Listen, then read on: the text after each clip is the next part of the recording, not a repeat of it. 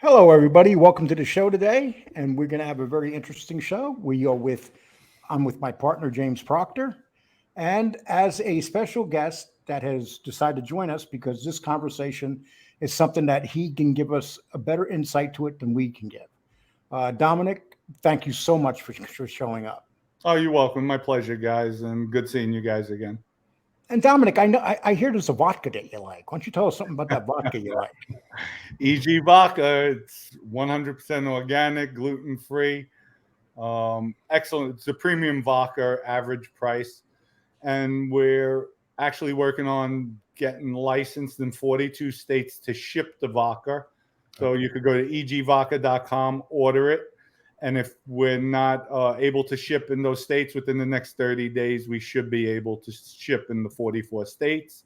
And also, we're going to be doing a subscription for subs and Lee. Also, we had a discussion. We'll be sponsoring your show too. Thank you for that. But egvodka.com, we're going to do something for our subscribers where they'll sign up for a subscription, a bottle a month for either 6 or 12 months, and they'll have a real discounted rate. It gets drop shipped to them, and they can enjoy a premium vodka when they're hanging out with their friends, family, and it's really good. So go to egvodka.com and buy our vodka. Try it. It's excellent. Thank you. And we appreciate that very much. And you also have a protein powder, don't you? Yes, we have a protein powder coming out, Lee. You'll be trying it as well once I get it over to you. But it's called, could you believe I have so many damn things? So, it's called Syndicate. We have Syndicate coming out. There's going to be 3 different levels of Syndicate. You have the beginners, intermediate, and then the advanced stages, which are good. It helps the muscle growth. And it's suited for each person's body as far as, because a beginner doesn't work as hard as an advanced bodybuilder, weightlifter, somebody getting in shape. They do work hard in their own sense, but they don't max out with their muscle and with everything because they just don't have the strength. So we formulated these proteins to actually fit each level of advancement in working out. So stay tuned for that. That'll be on the market. And your vodka link will be underneath our show when it ends and I put it up. Thank you for that. And it will be on a regular basis, just so people know down the line. Thank you. And also, I want to put something up that, we have a website that's going to be on the 24th. It's going to take off. And basically what's on this website is some of our biggest interviews with Bill Catullo, Jimmy Calandra, John A. Light, Angel Gotti, S.J. Petty, who talked about Sonny Francis, Gene Barillo, and many other people, including yours, Dominic. And but when you come to this channel, we're going to be starting our Patreon page. If you go up here and hit contact, right here, we want to hear from you. If people can fill that out and send it to us, we'd appreciate it. And once you fill that out for nothing, we're going to send you a gift in the mail. Whoever fills out, the first 100 people to fill this out, just so you know. And it's a really good gift, but we'll talk about that once we get your email and stuff, and you'll like the gift. So with that, it's just so you know, it's realmobcontent.com. Okay. So we got all that out of the way. Thank you. That's it. Show's done. Thank you, gentlemen. I appreciate it. Yeah. Are they on here to tell us the story, or are they on here to sell their shit? Okay, so we're going to get into one of the misperceptions I always find out about. I always think when it comes to the mafia is you'll have people say, but this family didn't deal drugs. This family was against drugs. For example, Castellano was against drugs. Other people of families, but they were all getting kickbacks and money toward drugs. And these bosses knew where the money was coming from. They just didn't say anything, you know. Would you say that's pretty accurate, Dominic? Absolutely. They're not fools. They'll talk against it. You can't sell it. If I catch you, you know, that's a death sentence, but you're given large envelopes. You know, they know. I would assume they would know. I don't want to speak for people, but a boss is not stupid. So for them to say they don't know, you know, okay, you know, And you were in the you were a capo in the Bonnano family, and before that, you were an associate. You were with and you were with Vinny Gorgeous. In that area, there was a lot of drug dealing going on with those families in that area, especially, wasn't there?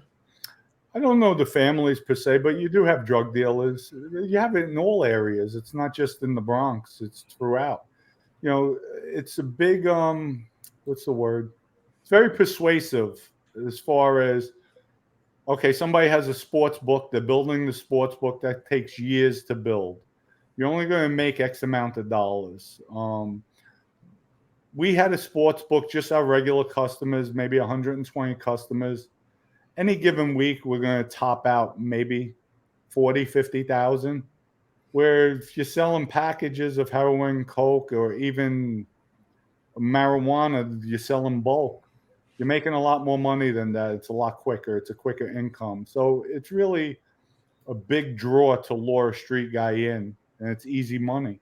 Back in my day, it was easy money. Nowadays, with all the stuff that's going on, who knows? And say a guy like Maddie Madonna, he was very big into that type of business, wasn't he? Yes, at one time before he became a made member, he was a heavy hitter in the industry. Pushed a lot of keys of heroin. Him, Sally Locker Senior. Sally Locker Senior was younger than Maddie. Maddie was also locked in with Nicky Bonds, Herbie Sperling. They had, a massive heroin crew selling throughout Harlem. There was other guys too who were doing very well with that, but making a ton of money. And James, did you want to? Yeah.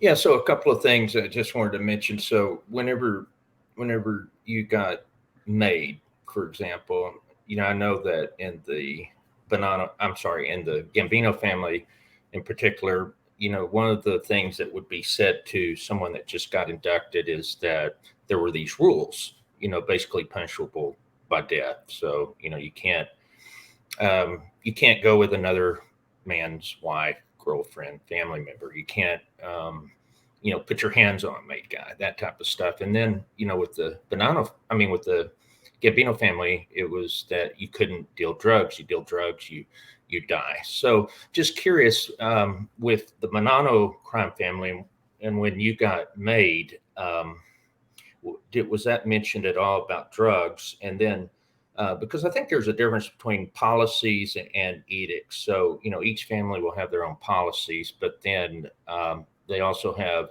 specific edicts. So, what was in your case? What was mentioned about drugs? And then, um, just curious about the policy of the Bonnano crime family.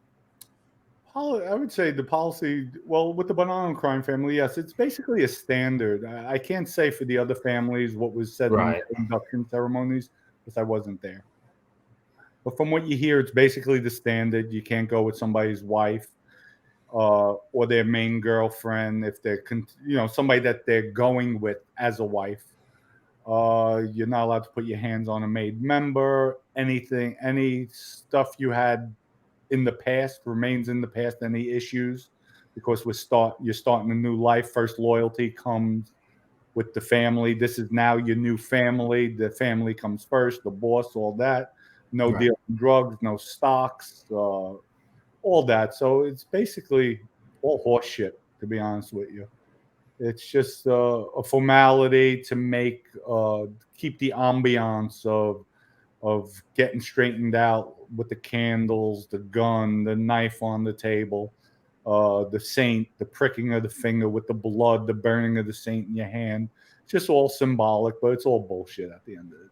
Yeah, and what was interesting is, when I read your book, as it was interesting to me because a lot of people when they get made, that's like the culmination of their career. That's the thing they've always strived for, and obviously you wanted to get made, but later on you didn't really see that button as such a that it was a I don't say it wasn't a big deal, but basically you didn't see that as something that made you necessarily, better than people, and you kind of didn't necessarily look at it as just like the golden calf or whatever. I'm not sure, but it's interesting your approach in regards to getting made, and it's different than what I see with a lot of people. Yeah, that never, listen, it's an accomplishment in the streets of Yes. the Italian heritage. It's an honor back then. But it never made Dominick Cicale Dominick Cicale. I was always my own man. I was taught, there was an old timer, Jerry Salerno, heavy hitter in the heroin trade before Maddie Madonna.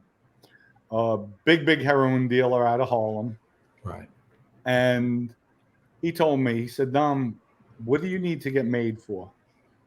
You have a good reputation, good family roots. Like, you don't need it. You don't need it. If you're a man, you're a man. And, I had a lot of people schooling me in that sense too, as well. And he was right. He made a lot of sense when he spoke.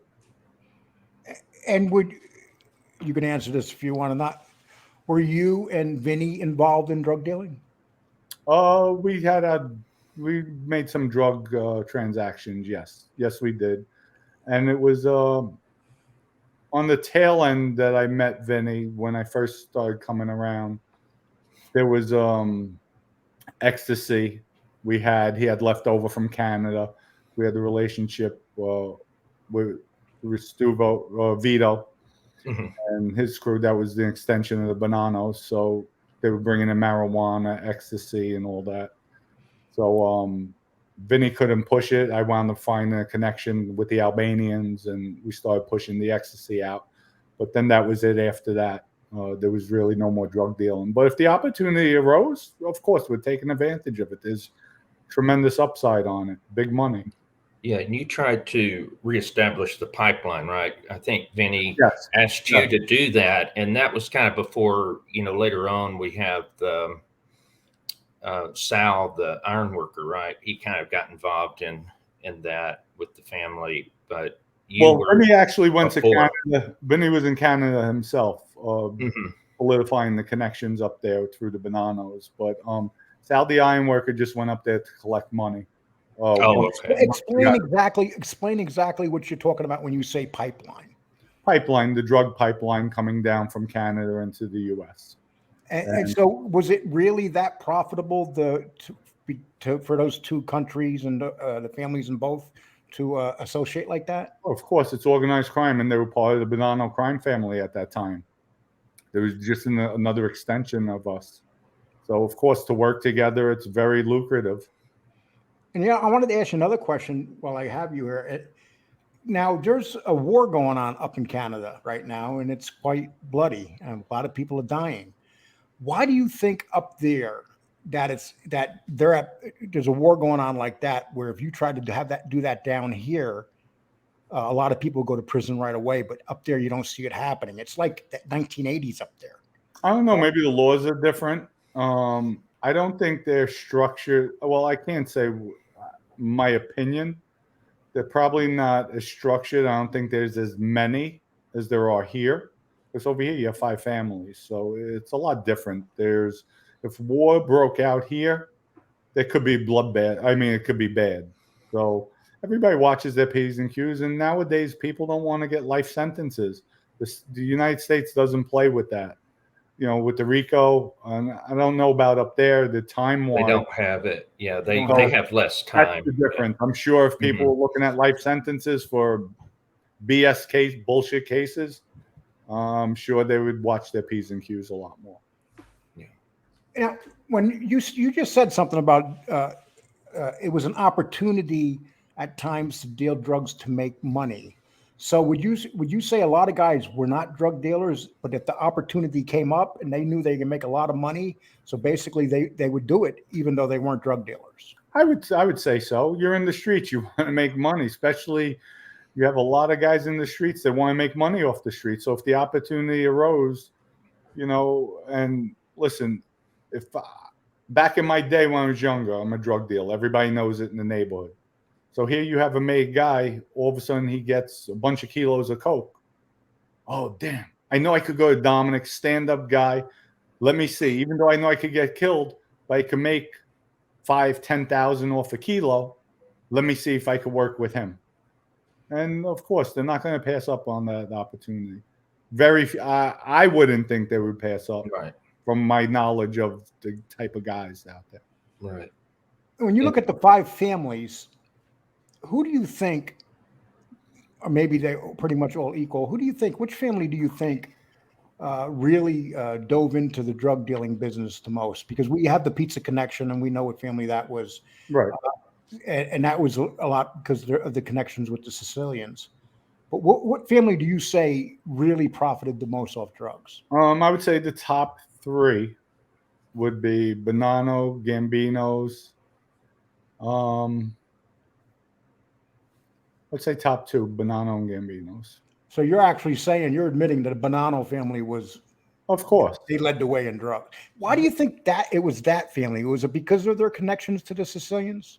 probably, yeah. A lot of we call them zips, grease balls that came over from the other side, and you have the heroin connection. So of course, there's tremendous amount of money here. There, back in those days, you could get a pure kilo of heroin. They were paying, I think, 170, 180,000 for the key. They could cut it 5-6 times. So now you have 5 or 6 kilos going for that price. And it's still pure. If they put it on the street at that, you're going to be, people will be overdosing. So they would sell that, and that would still get cut maybe another 3 or 4 times before it hits the streets. So it was very lucrative, extremely. So what would the profit on, okay, just say, Dominic, say someone handed you a key and said, okay, you get rid of this from me. You give me what you owe me on the key. How much would you make after you pay that person for that key? Well, if I had the direct connect, and I'm just going to round numbers off. I'm not going to, so nobody hold me to these numbers. It's just easier for the math. Yes. If I paid 200,000 for a pure key back in the day, the China white, and I break it down to 7 kilos, now I have $1.4 million worth of heroin that I only paid 200,000 for. That's the profitability. And now if I want to break it down, like Vinny, he had the Blue Thunder case, which was one of the largest heroin cases in New York history. They're selling dime bags of heroin. So picture me breaking down a kilo. So I could take my pure kilo that we know I could sell wholesale.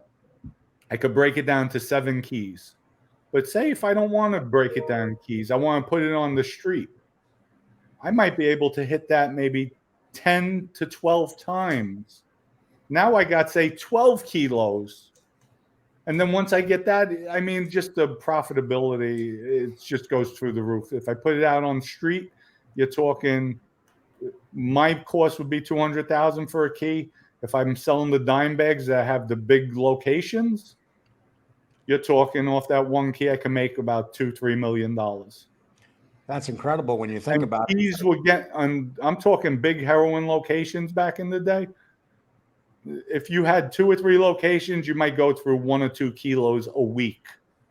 Like it's nothing. And dime bags, no. I mean, there used to be spotters on the roofs, lines and lines around the corner, that a spot would open up within 4 hours. They're closed because they have no more to sell.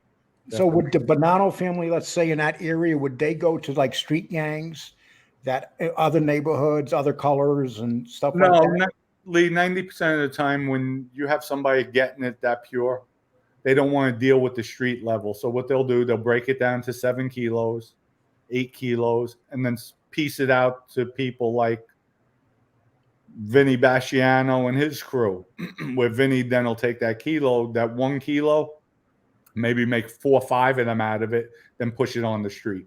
So Vinny was very big into dealing, though. At one point, yeah. Well, his organization, they had a massive case, Blue Thunder case, and Vinny was found not guilty on the case. I think Vinny and Larry Weinstein, if I'm not mistaken. The rest of it, I think it was 27 co-defendants. Everybody else was found guilty. And explain what the Blue Thunder case was, if you don't mind. It was a heroin case in the Bronx. And it was, and did they call it Blue Thunder because of? That was the name of the product. Oh, it was the name of the product. Yes, Blue Thunder. There was another product called Checkmate. They named the product that when the drug addicts come, they'll look, hey, any Blue Thunder around, any Checkmate around. But it was very lucrative back in the day. And how important were those names? If you're not cutting it, say some people don't cut it down as much as the next, and so you're putting out more potent product. Would that mean that you would get more people coming to buy it? Yeah. Well, I would hear people say, "Oh, somebody OD'd on heroin. What did they OD on? Checkmate. Oh, I have to get some of that. I have to get some of that." Like, that's a drug addict's mentality. It is. It is now with the pressed pills. Now the fentanyl too. It's back in the day there was no fentanyl. It was just straight heroin. You cut it, I think, with manita, and quinine, and that would be it. But now with the fentanyl, I mean, it's a shame what's going on. It's sad. James? Yeah. So part of the issue that I've seen is that, going back to, you have the bosses and, they have these edicts in place, saying you deal drugs, you die. But, what I saw as an issue is that, like, for example, you're both a racketeer and a gangster. So you're able to make money. Vinny's able to make money. You've got, select maybe 10, 20% of the soldiers are able to make money through racketeering, and most of them need to do either traditional rackets, like loan sharking or whatever. But my understanding is there's a lot of guys that just had a struggle with making money on the street, and so drug dealing was an easy way to do that. But it really created a lot of issues between the family bosses and leaders, and then the people, basically soldiers and associates, because everyone has to eat, right? And basically you're taking money off the table of people that they're part of the family. And so did you see that as a valid issue, that you look at the boss that's making all this money and you're still having to kick up 15% or whatever of what you're making off drugs, and then there's that hypocritical edict in place? Well, the whole life is hypocrisy. It's just, it is what it is. But you do have a lot of made guys now working legitimate job, because then they can't earn on the streets, where they might put a few dollars loan sharking, or maybe do a drug transaction here and there. But nowadays, I'm sure there's, everything's dried up. It has to be extremely difficult to make money on the streets, in my opinion, with all the cameras, all the surveillance out there. Well, I hear that. I hear a lot. There's even soldiers that they still live with, they live with their mom, or they live with, they can't make any money on the street. And so I don't know if it's a matter of laziness, or if it's, an issue with just, law enforcement and cameras and all that. So it sounds like it's more of, it's just a lot harder today to make money on the street. Yeah, that street money dries up. Well, I shouldn't say street money dries up. It never dries up, but just the opportunities dry up. Nothing lasts forever in life. So, right. James, I'm sorry. James said something that's really interesting. Now, you have guys on the street that basically may not be good soldiers. Then you have good guys are good earners. Would you say that would you say that most guys on the street are good earners? Are there usually just a few guys that are good earners and everybody else just follows them? You have a few guys that are good earners and people will follow, or, you give people opportunities. I know when I have things going, I'll look to pass it off to my guys. So where my 2 feet, 2 hands could only do so much. It's like the auto repair shop I had. I had Ace going there, put him on salary, 25% profits. And that's what I would do. Different businesses, I would put made guys in there so they could earn. They're making a good living. They have the opportunity to excel. And then when things present, if he came up with an opportunity, all right, let's invest. So I tried keeping all my guys engaged to make money and to do the right thing. Were there any brokesters in the family when you were in there, or was everyone actually contributing, making money? No, you have a lot of brokesters. You have a lot of people that just can't get out of their own way. How do you deal with that to encourage them? When opportunities presented itself, there was a few times we go to sit downs, we'd win the sit down, and whatever's coming my way, I would just give it to them. I'd say, you know what, take it, I'm okay, or repay me whenever you get the money. I know you need it more than I do. Just, and they'd be appreciative, and actually they'd owe me a favor. So yeah. Were there guys that you knew, Dominic? Were there guys that you knew that were real tough guys and they were lousy earners, but you said you wanted to keep them around because they were tough guys and you really didn't care how much they earned? I didn't look at it that way, but yeah, you do have tough guys who aren't good earners, but that didn't bother me because I always handled things myself. I would go myself. I would take guys with me if I needed backup. But I didn't look at it because I wasn't weak, so I didn't have to rely on having tough guys around me. I was just, if I handled something, I did it by myself. And if I needed help or I felt, let me get some support just in case things go wrong, I had my support. Mikey Scars actually talked about this subject. He was talking about guys that in the Gambino family that were actually top guys, well liked, and capos, but they weren't good earners. But the guys around them made them look like good earners. Yeah, it happens. It happens, of course. If you're a captain, you have a crew of guys. I'm sure there's going to be earners there that could make you excel and help you out. So, and then the soldiers are definitely going to look out for the captains because they want to be in favor. Yeah, what they did was Jackie D'Amico was a capo, and he wasn't able to make much money. He had a lot of old timers that were in the crew, and so they might do a little bit of gambling, that time, just small stuff. But they started bringing in people like Mikey Scars and other people that were able to make money. They were younger people. They were able to do that, and so. That's what was brought up by him is just that, some of the I just didn't want to mention Jackie's name, but James went with it. So James, no, I'm sorry. Yeah. I was just trying to be kind to Jackie. Yeah.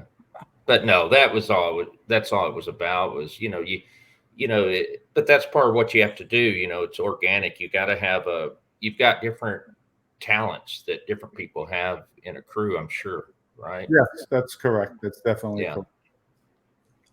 Okay. James? No, that was it. I just, I think this is a great discussion. And so, just obviously, you've had your experience in the life and dealing with this. Well, I want to change the subject a little bit. I was just watching a show on TV and they were talking about you remember when Florida got into the pills and everything, and they were selling them. They had all those places down there, and they were pumping them out left and right. Dominic. Yes, the pill mills they call them. Pill mill. Mm-hmm. And it was so out of control, and they made a big deal about it. But I look at things now. That was Florida, but isn't everything like Florida now out of control? I'm not sure because I'm not in those other states. I know Florida tightened up a lot as far as getting prescription pills that, what doctors could write, how many they could issue at one time. But to me, it's acting there. Everybody acted way too late. The damage was already done. I mean, for many years, from what I heard, it was ridiculous. But, that's what happens. Big pharma's in control. There's billions of dollars being made. And that's it. So would they make $9 billion? They got fined, what, $2-3 billion? Oh, wow. Right.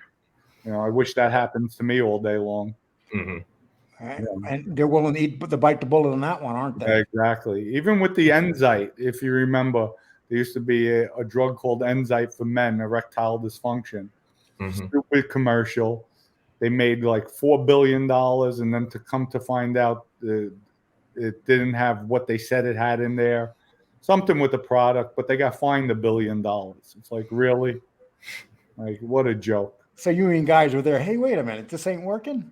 I think it was working, but they were putting, I don't know. I really don't know the story, but all I know is how they got fined. It's a joke at the end of the day. I guess they're willing to get that fine, aren't they? Exactly. Yeah, You know- the lobbyists and money that the big pharma is just crazy. So I mean, that's legalized bribery. You know, that's saying, you know, when the mob would do that with paying off congressmen, councilmen, that type of Right. stuff. But now they, this is worse, and it's actually legal because lobbyists can go in there and do the same thing. But now it's considered This legal. is history. It's been going on forever, James. Yeah. It has. So, but this is nothing new. Mm-mm. It's part of, I guess, our culture, society, Yeah. And Well, it's sad. I've lost a 50-year-old brother to overdosing on pills. And my sister, Alice, she was clean. And she went down, she got back with her husband. And she went down to Nashville in the Tennessee area. And this was like 4 years ago. And one night she decided that she didn't want to be clean no more. She went out and got one pill. She went home. Her husband's upstairs. She's downstairs in the recliner watching TV. She takes the pill. He comes down and finds her dead in the chair. Wow. Sorry to hear that. It's like there was 2 overdoses were back to back. These are a 50-year-old brother and then a 50-year-old sister. But they had drug addiction their whole life. But it was the drugs that they took in their 50s, pills basically, that killed Was them. it fentanyl in this? With my sister Alice, it was fentanyl. With Danny, it was a different type of pill. When Danny died, his face went into the couch and he suffocated on the couch. Oh, so he passed out then. He passed out and he suffocated on the couch. And my mother was in the same room sleeping on the chair. Wow.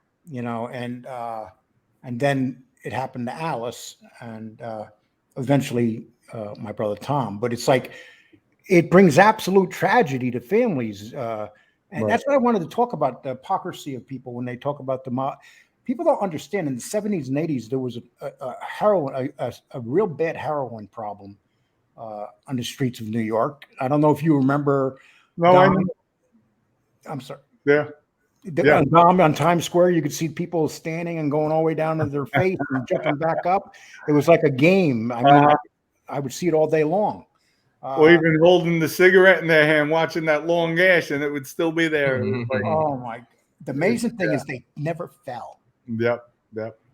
But the mafia had a lot to do with that because at that time, drug dealers too. It's not just the mafia; it was regular drug dealers too. It was the mafia. Then you had Nicky Barnes and Frank Lucas, and all those people. Right. I mean, but people, I don't think they understood. And Dominic, you're younger than me, but I'm sure you remember that we went through a very bad period in the 70s and early 80s of this, and then it went right to crack. Correct. And I remember the first time I ever heard about crack, I was with my wife. I'll never forget this. We were in this office building, and there was this group of guys sitting in front of us, and they were talking about going to get crack. I thought they were talking about going to get laid.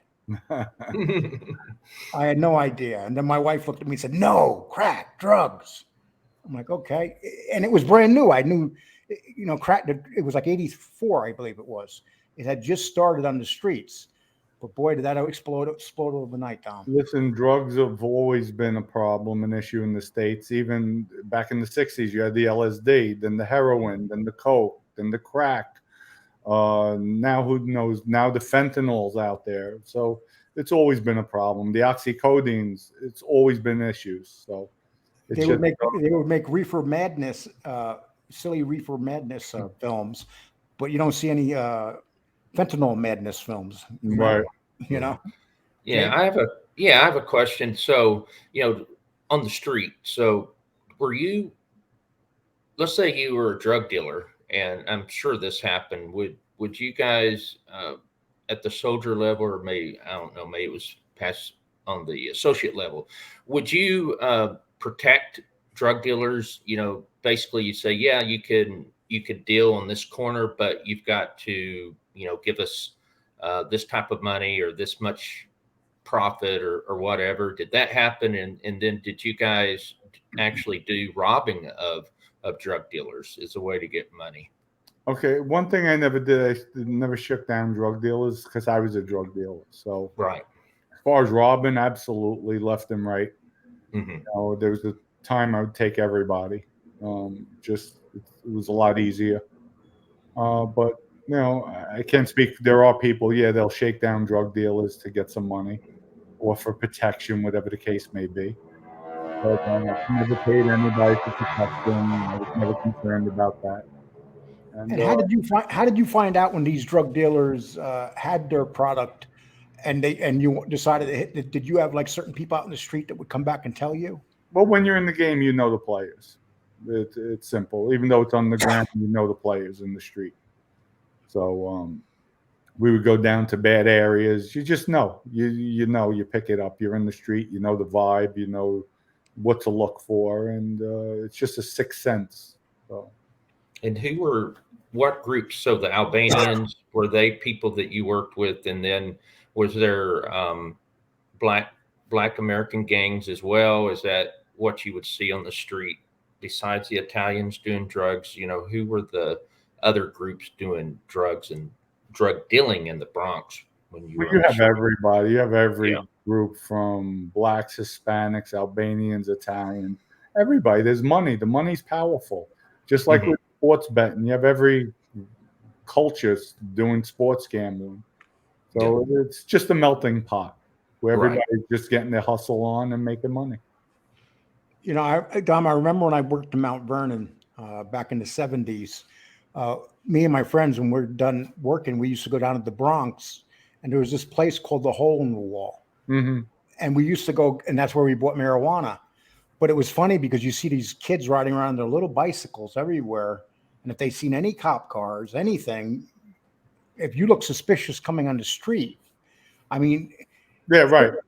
and you're talking uneducated people that really knew and understood how to run these multi-million-dollar businesses. No, and back then, remember, there was no cell phones. So No. you had, even with the heroin spots in Hunts Point, Harlem, you had people on rooftops, beginning of the block, end of the block, middle of the block. They'd be scouting, looking. All of a sudden, they'd see cops. They'd yell, whistle, signal. They had everything down pat. So it protected the area. And it was just part of life, really, back then.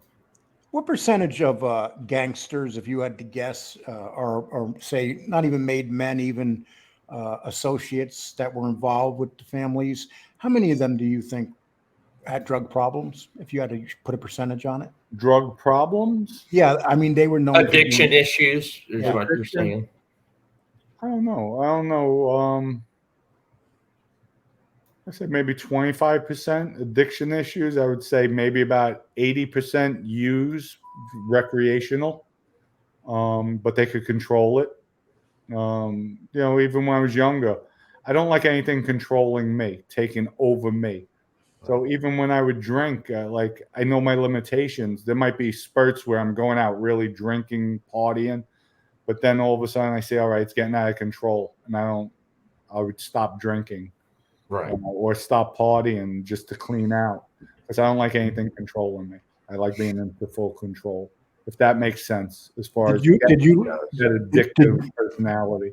Did you lose friends on the street, Dom, to drugs? Yes, I did lose friends on the street due to getting killed over drugs or accidental shootings. Yes, I did lose friends. And do you think that drugs being dealt by the mafia made the mafia more violent? Any drugs being dealt by anyone makes the situations more violent eventually. Okay, James?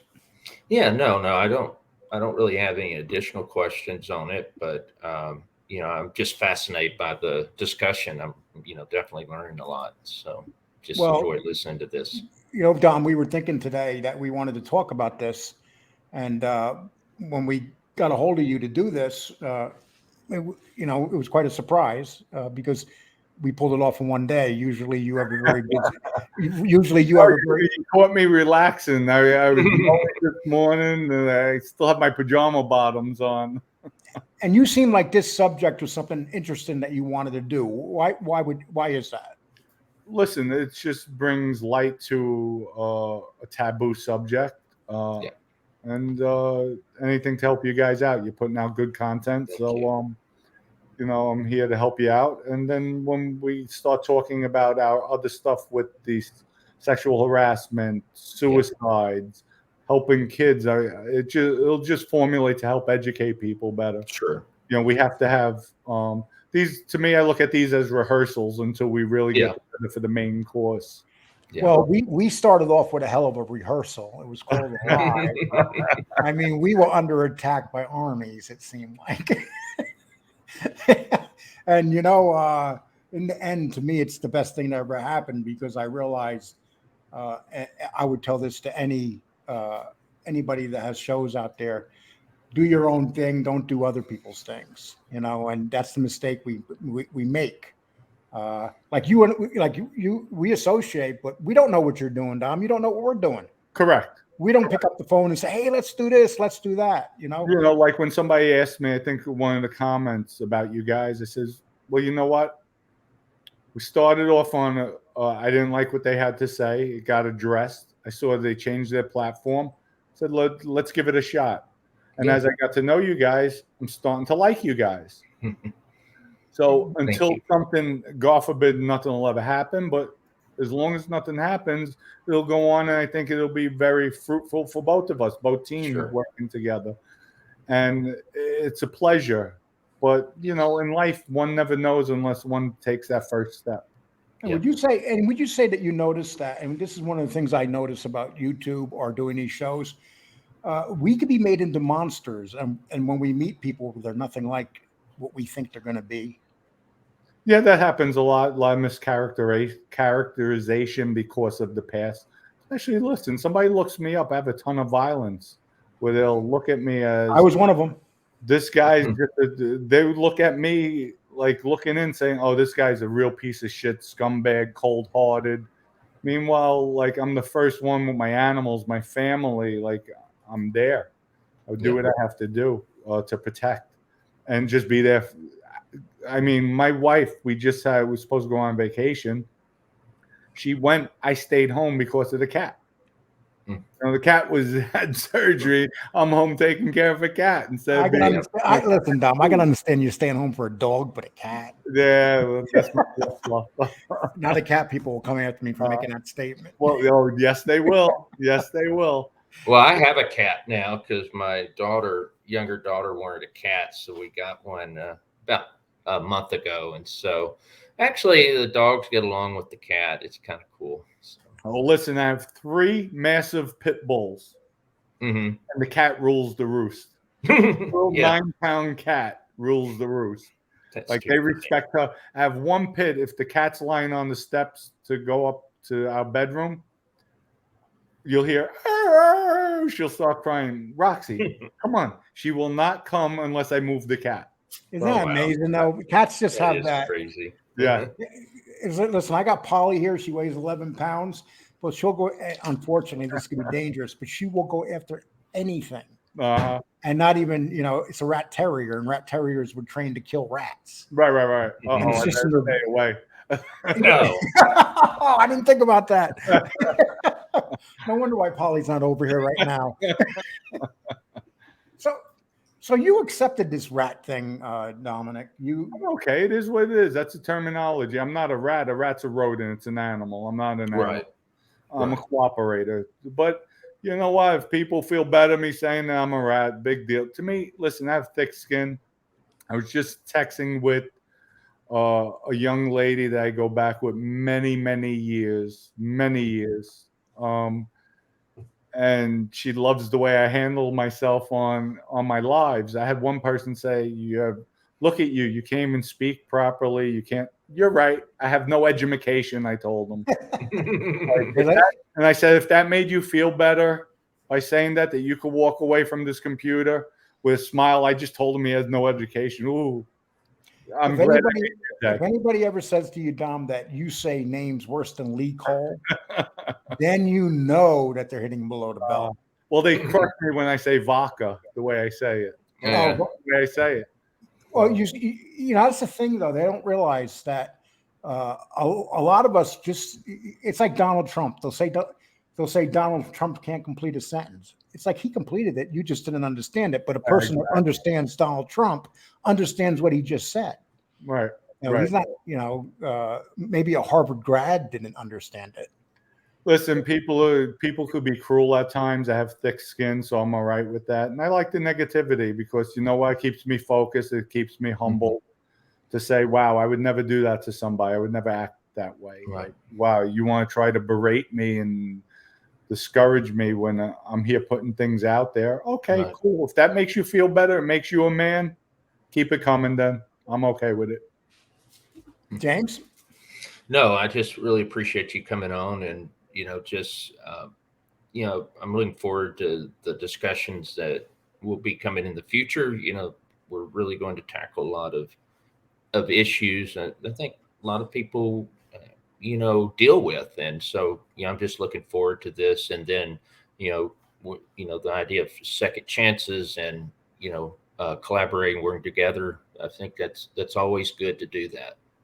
Yeah, no, I agree. And it's for a better cause. And we'll just see how it works. Listen, give things a shot in life. If it doesn't work, at least we could always turn around and look back and say we tried. Yeah. You know, it depends on the viewership, the people out there, if that's what they want to hear.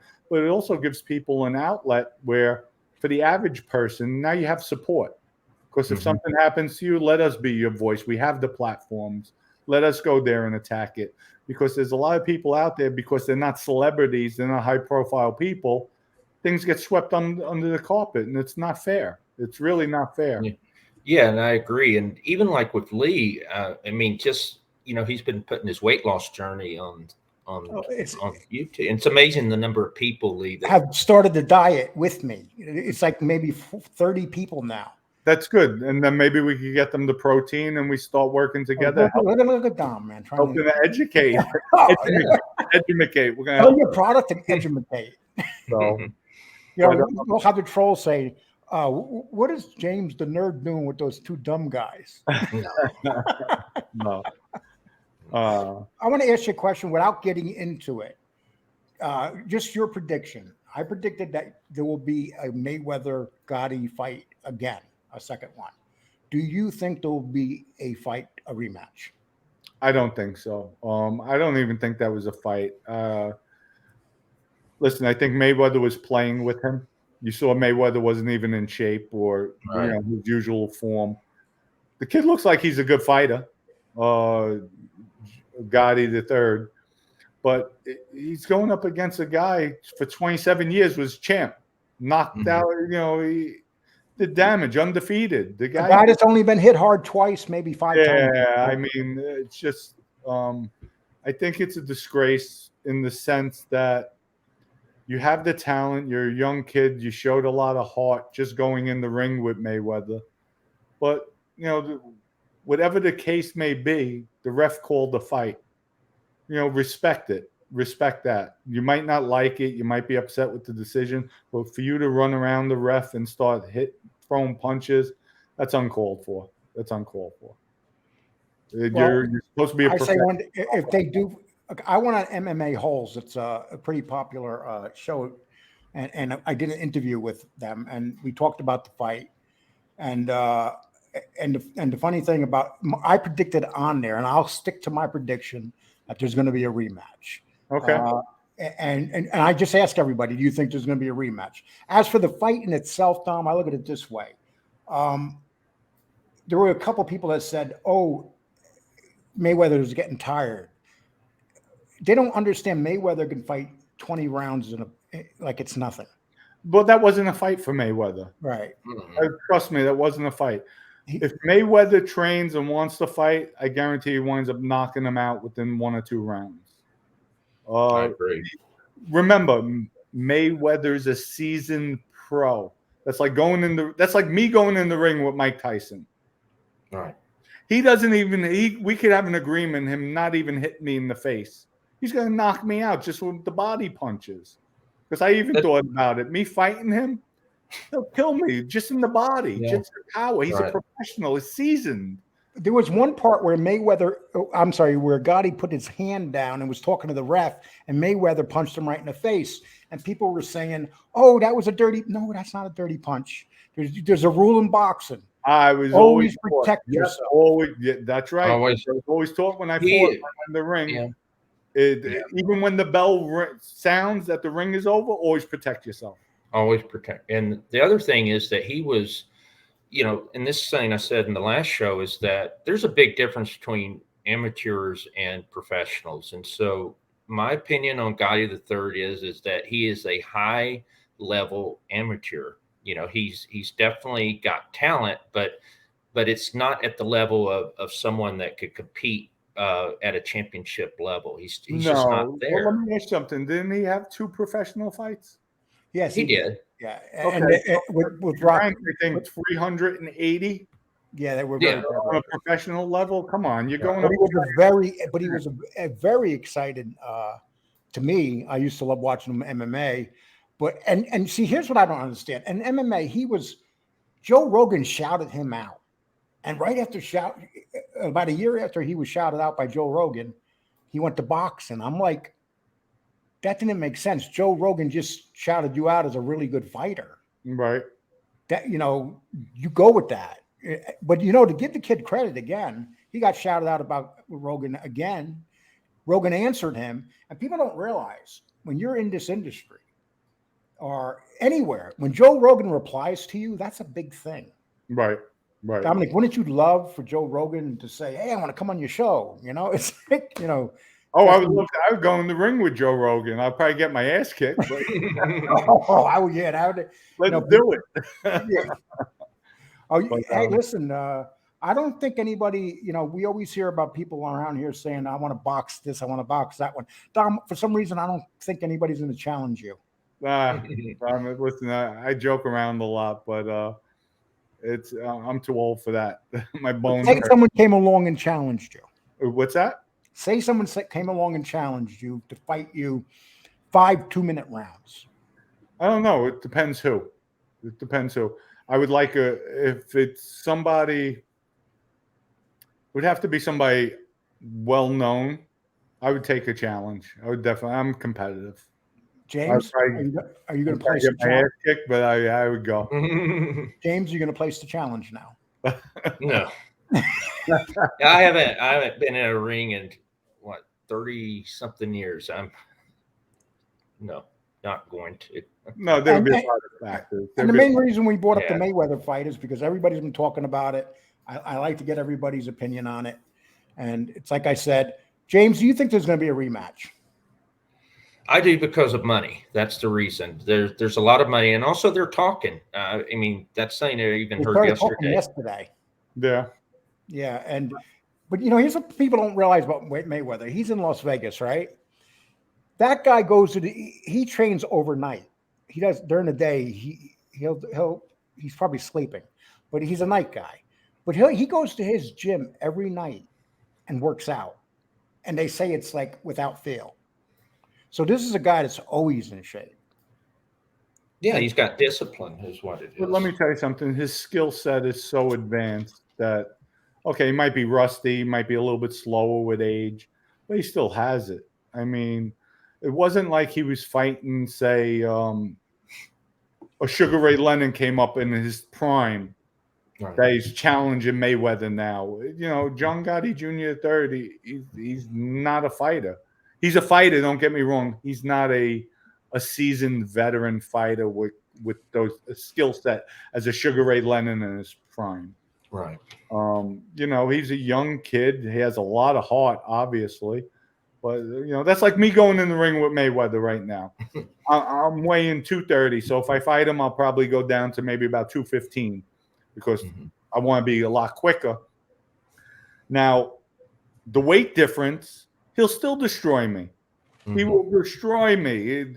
I'll be lucky if I hit him in the head maybe 3 or 4 times throughout the fight, if that. But he's going to pick me apart. And the punches I do throw to his head, he knows how to sidestep them and then counter. He's going to destroy me. I'll just get clobbered the whole fight. So Dom, do you work out? Do you Yeah, go to, but I'll get destroyed. do you go to the gym and work out on a regular basis and stuff? Yeah, no, I'm in the gym every day. Even with my leg injury, I hobble in and do what I have to do. So what type of workout do you do? It depends. Mostly it's light, high intensity. Once in a while, I want to change up. I'll start going heavy, and then my joints, I start feeling it in my joints and everything. Mostly light work, high repetitions. I'm going to start and interact. I haven't did a lot of cardio lately, so I want to put my size back on.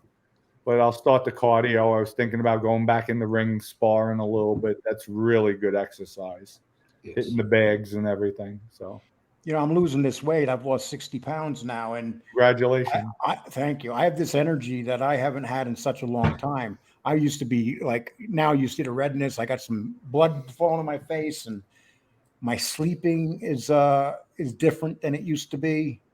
Well, when you're ready to go into the gym, let me know. I have a routine. It's called cracking the shell. Because what people fail to realize, whether they're just starting out or they were working out and they stopped for a while, so they're going back into the gym, always that first day, first week, they always overdo it. Yeah. So I have a routine set up for the first 3 to 4 weeks. It's called cracking the shell, where you go in. The next day, you'll feel a little soreness, a good feeling, but you're not overdoing it. That wants you to, that you feel like you want to go back into the gym because you feel a little bit of results, but you didn't overdo it. So good stuff. I'll definitely pass it on to you, Lee. Hey, listen, my sister Maggie's 51 years old, and she's an 8th degree black belt, and she's going into the Martial Arts Hall of Fame in October. Nice. And you know, I'm very proud of her. As a matter of fact, she's done an interview on Sin Mill TV about her life because she's the second highest ranked woman in Taekwondo in the United States right now. Nice. Which is, and the woman that's ahead of her is a 9th degree, and she's in her 70s. My sister Maggie's only 50, in her early 50s. And she doesn't look 50 either. Mm-hmm. Okay. But listen, it's been great having you on here, Dominic. We appreciate it so much. No, thank you, gentlemen. It's a pleasure as always. And looking forward to starting our venture together as far as these other topics off the Mafia genre. I think we'll give it a shot, see how it works. Yeah. And Dominic, if somebody, like you're talking about the workout plan, if somebody wanted to get a hold of you and talk to you about that stuff, do you have on your site, do you have an email they could do that at? Yes, they could go to, we have a website, mafiaroundtable.com. They could go there at the information section and put it in.